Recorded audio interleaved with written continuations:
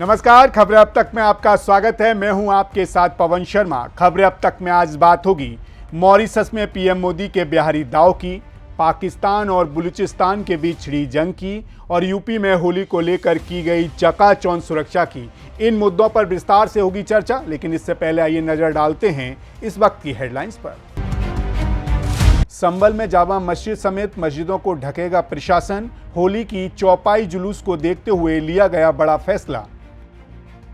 PM Modi Mauritius के सर्वोच्च सम्मान से हुए सम्मानित। अटल सिविल सेवा संस्थान का उद्घाटन भी किया। पाकिस्तान ने ट्रेन हाईजैक की घटना के बाद क्वेटा के लिए रेल सेवाएं निलंबित की। जम्मू कश्मीर में नियंत्रण रेखा पर फायरिंग, भारतीय सेना का एक जवान हुआ घायल। ब्रज में विधवा माताओं ने खेली होली, गोपीनाथ मंदिर में उड़ा 45 कुंटल फूल और गुलाल। हरियाणा निकाय चुनाव में कांग्रेस की निकली हवा। अंबाला, गुरुग्राम, सोनीपत, रोहतास और करनाल में लहराया भगवा। विधान परिषद में टकराव के बाद सीएम पर भड़की राबड़ी देवी, कहा नीतीश कुमार भंगेड़ी हैं, मेरा अपमान किया। पुणे बस रेप केस में आरोपी को 26 मार्च तक न्यायिक हिरासत में भेजा गया। फरवरी में खुदरा महंगाई दर घटकर 3.61% पर 7 महीने का सबसे निचला स्तर। शेयर बाजार में उतार चढ़ाव के बाद सपाट क्लोजिंग, सेंसेक्स 72 अंक चढ़ा, निफ्टी 74,000 पार। हेडलाइंस के बाद आपका फिर स्वागत है। चलिए अपनी खास रिपोर्ट्स का रुख करते हैं। याद करिए 2021 का वो समय जब पश्चिम बंगाल विधानसभा चुनाव का बिगुल बजने वाला था और उससे पहले ही कोविड की दूसरी लहर ने पूरे देश को हिलाकर रख दिया। इस कठिन दौर में प्रधानमंत्री नरेंद्र मोदी की लंबी दाढ़ी ने राजनीतिक गलियारों में एक नई हलचल मचा दी। उनकी तस्वीरें सोशल मीडिया पर तैरने लगी और धीरे धीरे उन्हें बंगाल के आदर्श रविंद्रनाथ टैगोर से जोड़कर देखने का सिलसिला शुरू हो गया। राजनीतिक पंडितों ने इसे मोदी की रणनीति कुशलता के संकेत के रूप में देखा, जबकि विपक्षी दलों ने ये तंज कसा कि मोदी ने बंगाल चुनाव के लिए टैगोर की छवि को एक राजनीतिक हथियार बना लिया है। अब सवाल था, क्या ये मोदी की दूरदर्शिता थी या एक खेल? वही अब बिहार के चुनाव का बिगुल बजा है तो फिर कुछ ऐसा ही हुआ है। प्रधानमंत्री नरेंद्र मोदी मॉरिशस के 2 दिवसीय दौरे पर हैं। कल जैसे ही वह वहां पहुंचे, उन्होंने अपने स्वागत का वीडियो सोशल मीडिया पर साझा किया, जिसमें अंग्रेजी हिंदी के साथ साथ भोजपुरी में भी संदेश था। जी हां, भोजपुरी।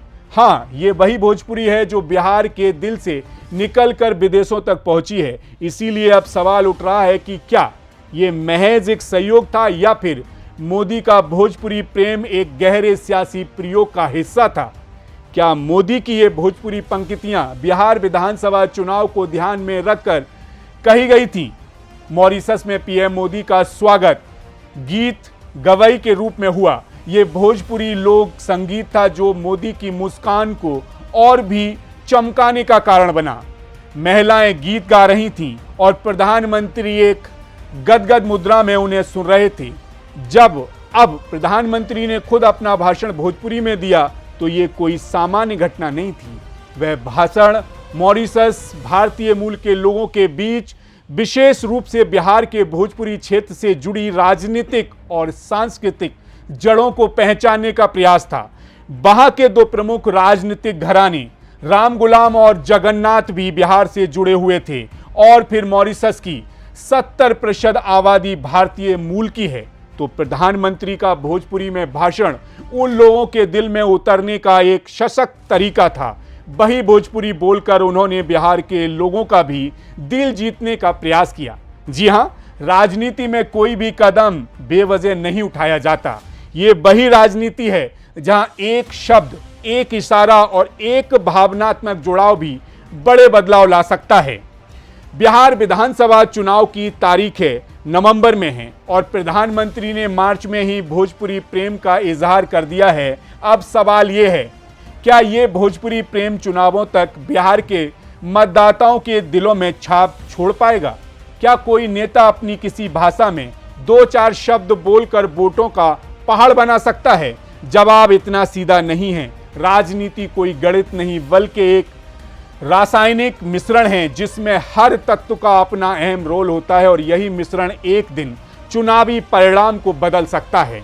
फिलहाल इसी के साथ खबरें अब तक में बढ़ेंगे अगली रिपोर्ट्स की ओर।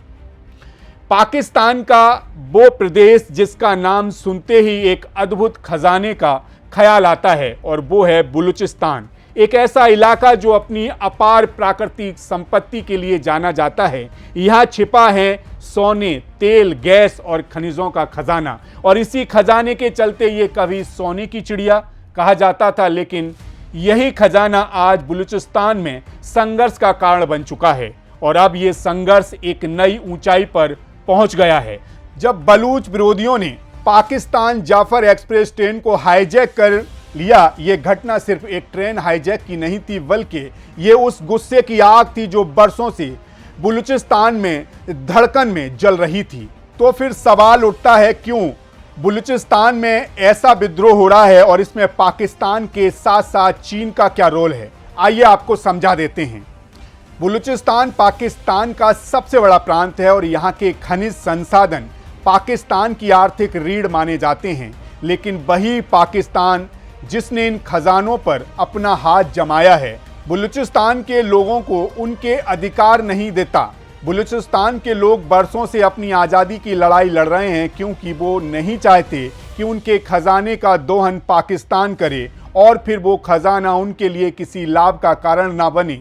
वही पाकिस्तान नहीं, चीन भी बलूचिस्तान पर नज़र रखता है। चीन पाकिस्तान को आर्थिक कर्ज के जाल में फंसाकर इस क्षेत्र का अपनी मर्जी से इस्तेमाल करना चाहता है। चीन ने बलूचिस्तान में ग्वादर में एक विशाल बंदरगाह और अंतर्राष्ट्रीय एयरपोर्ट बना लिया है। न्यू ग्वादर इंटरनेशनल एयरपोर्ट, जिसे बनाने में 24 करोड़ डॉलर का खर्च आया है। लेकिन सवाल यह है कि इससे बलूचिस्तान के लोगों को क्या फ़ायदा हुआ? जवाब है कुछ नहीं। उन्हें तो केवल बाहरी निवेशकों और कंपनियों के लिए रोजगार मिल रहा है, ना ही खुद बलूच के लोगों के लिए। अब आप बात करते हैं उस समूह की जो इस संघर्ष की अगुवाई कर रहा है, BLA यानी कि बलूचिस्तान लिबरेशन आर्मी।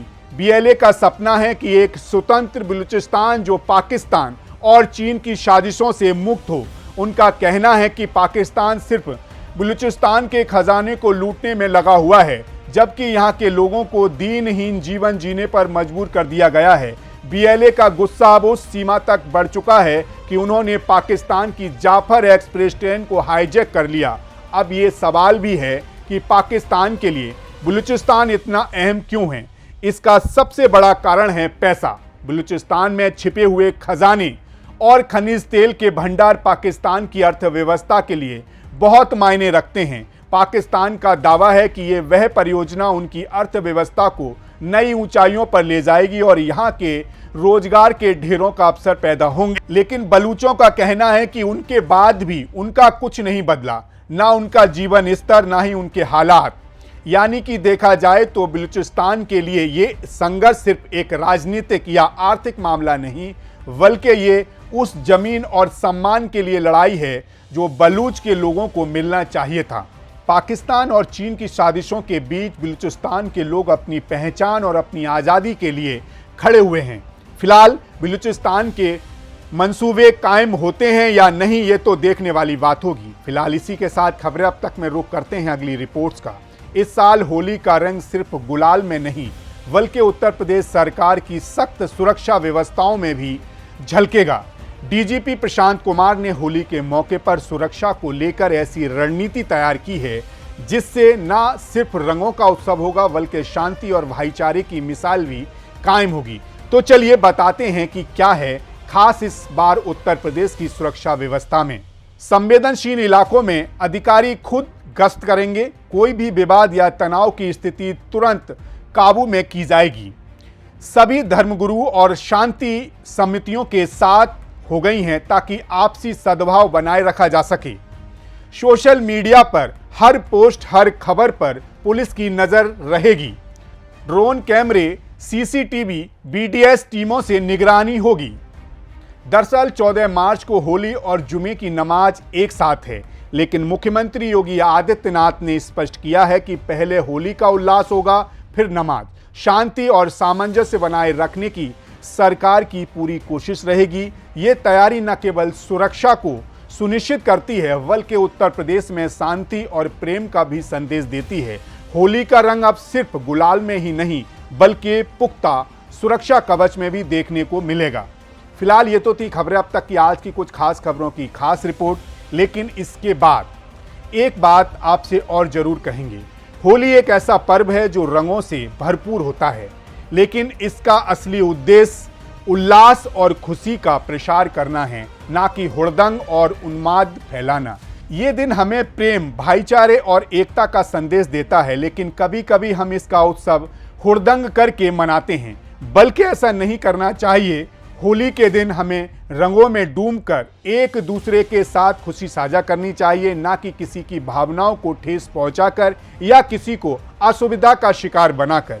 ये पर्व केवल बाहरी रंगों से नहीं बल्कि हमारे दिलों में रंग भरने का है। हमें होली को धूमधाम से मनाना चाहिए, बल्कि समझदारी और जिम्मेदारी के साथ मानना भी चाहिए, ताकि ये पर्व हर किसी के जीवन में सच्ची खुशी और उल्लास लाए, ना कि तनाव और विघटन। फिलहाल इसी के साथ मुझे दीजिए इजाजत और आप बने रहिए सी न्यूज़ भारत के साथ।